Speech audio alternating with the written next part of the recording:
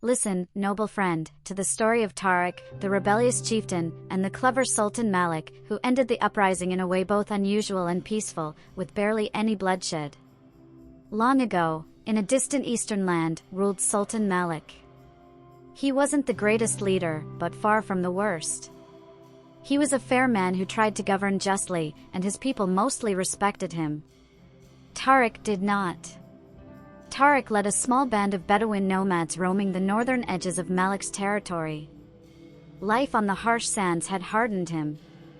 Holding a grudge over some imagined slight, he rejected Malik's rule, raiding villages, stealing taxes, spreading rumors, and stirring unrest. Malik sought to reason with Tariq, but the rebel refused to speak to any of the Sultan's envoys, ordering them away with threats that any who returned would lose their heads, on separate days. Unable to tolerate this, Malik sent troops to capture Tariq. But those soldiers were strangers to the northern deserts, while Tariq and his men knew every hidden refuge. So close were Malik's men sometimes that they passed within arm's reach of Tariq's camp, yet he remained unseen. Desperate, Malik turned to his wise men and practitioners of both white and black magic to devise a plan. A proclamation spread throughout the realm, especially to the northern villages and oases. Malik declared he was weary of Tariq's rebellion and wished to meet him in person to seek peace. Swearing by Allah, he invited Tariq to the oasis of the date palms, midway between the city and the northern sands. Tariq could bring some men if he wished, and afterward, he would be free to leave wherever he chose. Malik insisted he was a man of peace, and if Tariq refused, all would know the fault lay with the rebel, who would be branded a coward or fool. Tariq was neither fool nor coward. He agreed to meet at the oasis on a set day with 5 of his best men and challenged the Sultan to come without soldiers. Malik praised Tariq's wisdom and sent 50 skilled craftsmen to build a pavilion for their meeting. Tariq's men observed the work from hiding, inspecting the site at night. They found no hidden traps or secret rooms, and every craftsman proved trustworthy. When the builders left, Tariq's men counted them carefully, all returned to the city. Malik expected this vigilance.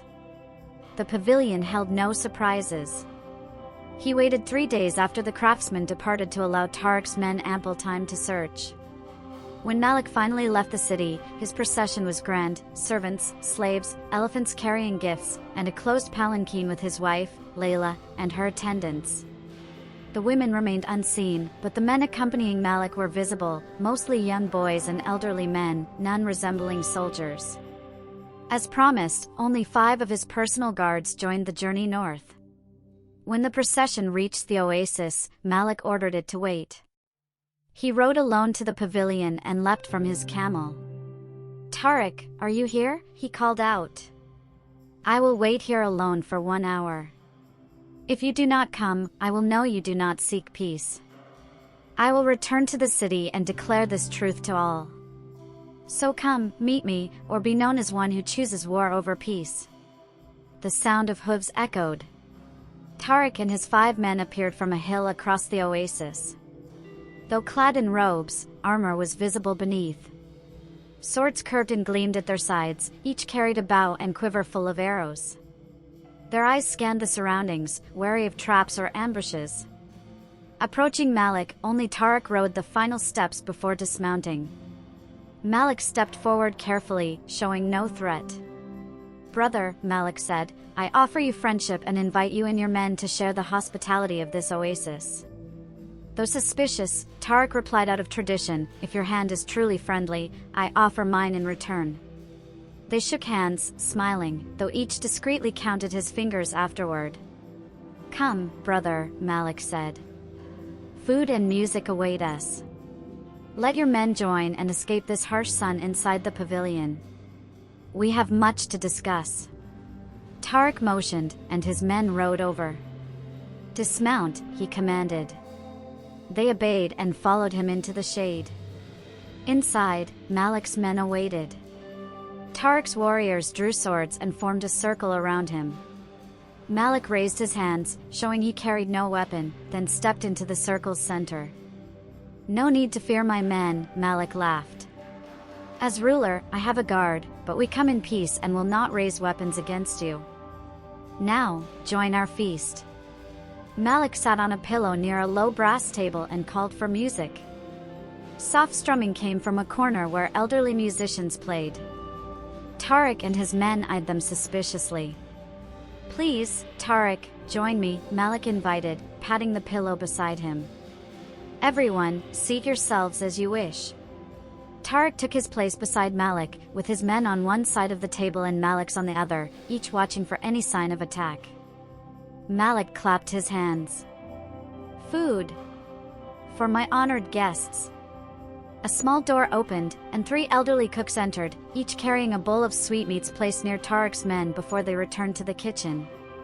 No one touched the food. "Do you plan to poison us?" Tariq asked. Malik looked hurt. "You still doubt me, friend?" He clapped again. "Layla, come forth." The room fell silent.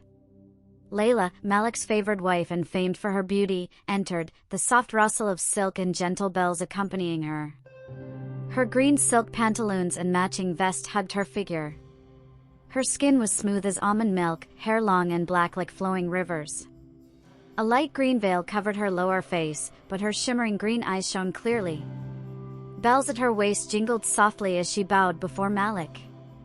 "You called me, my husband?" Her voice was soft, full of promise. Malik sighed. "Alas, my wife, our guests mistrust me. I ask you and your maidens to taste this food so our guests may eat without fear."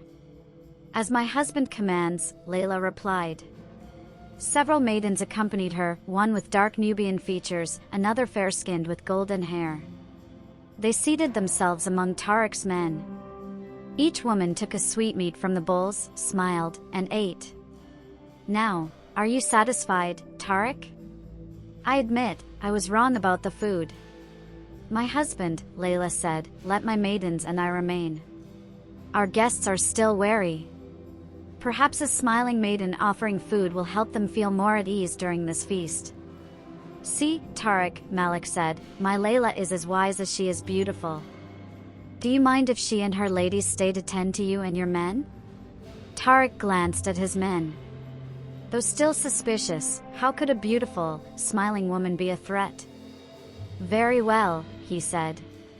Malik stood and clapped his hands. "I sense your doubt, Tariq. Let me send my guards away." He addressed his men, "Our guests remain cautious. Since I trust these noble men, I do not require your presence now. Go to the kitchen and tell Rami, the cook, to serve you there. By the time you finish, our guests should be more comfortable, and you may return." The guards hesitated, but Malik's sharp glare silenced any protest. "Would you have me dishonored before my guests?" "Go at once."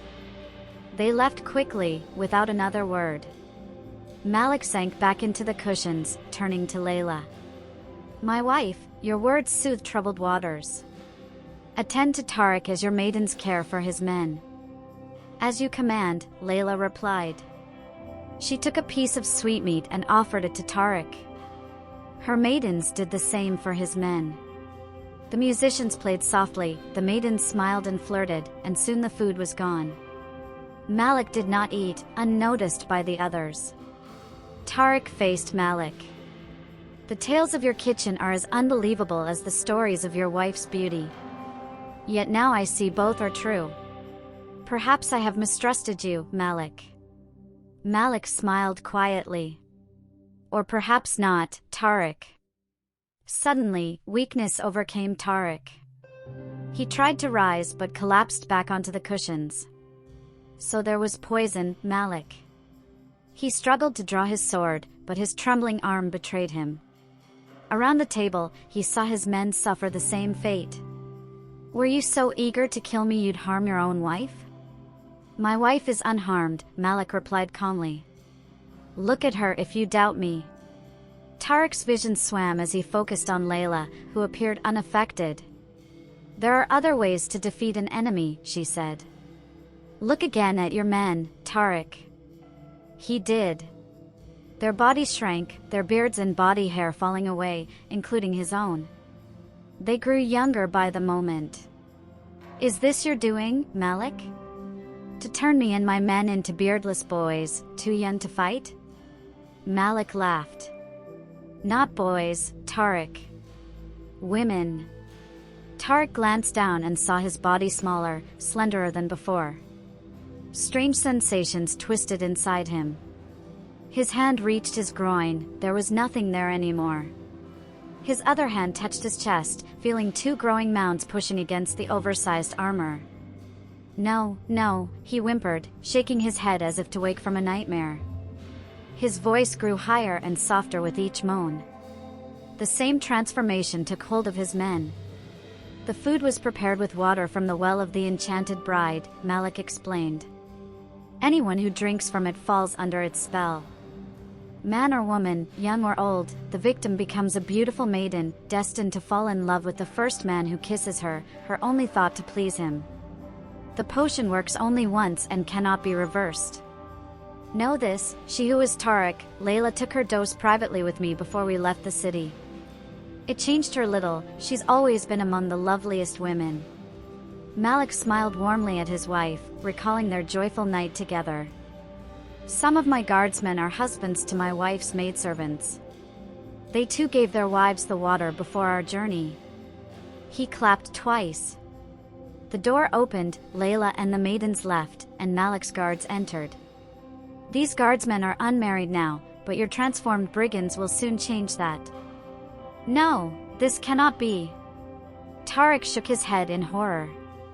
His scalp tingled as long strands of hair grew, brushing his neck and shoulders. His voice was high and sweet. Omar, the strongest of Tariq's men, struggled to stand. His armor fell away, revealing a slender form, over a foot shorter than before, with soft chests and curving hips tapering to a narrow waist. Staring at his delicate hands and now feminine face, Omar burst into tears. Malik stepped even closer. The potion changes the mind as much as the body, Tariq. A man would rage against such a trap, but a woman would simply fear her fate. I'll leave it to you to decide how you and your companions feel now. Tariq, still trembling, clung to his identity as he, but deep down he sensed something crucial was yet to come. Malik moved closer still.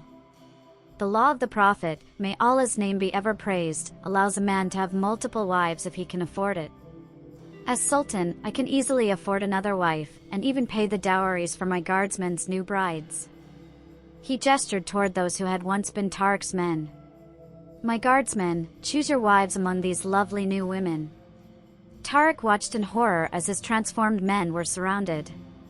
Some were too weak to stand, others tangled in fallen clothes and armor. A guardsman approached each woman, taking her hand and standing or kneeling beside her. Tariq saw a tall guardsman with the dark skin of a desert nomad take Omar's hand. Omar struggled, trying to pull free, but couldn't. The guardsman pulled her close and kissed her. Omar fought briefly, pounding the guardsman's back with her free arm, then suddenly surrendered, wrapping her arm around his neck, pressing her chest to his chest, and moving against him with feline grace.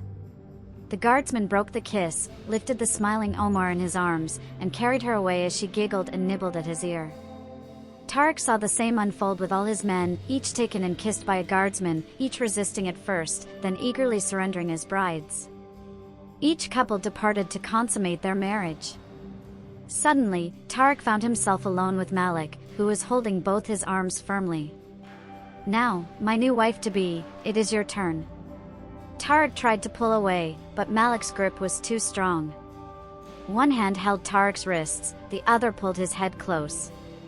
Tariq summoned his hatred, rage burning within his transformed body. Then their lips met.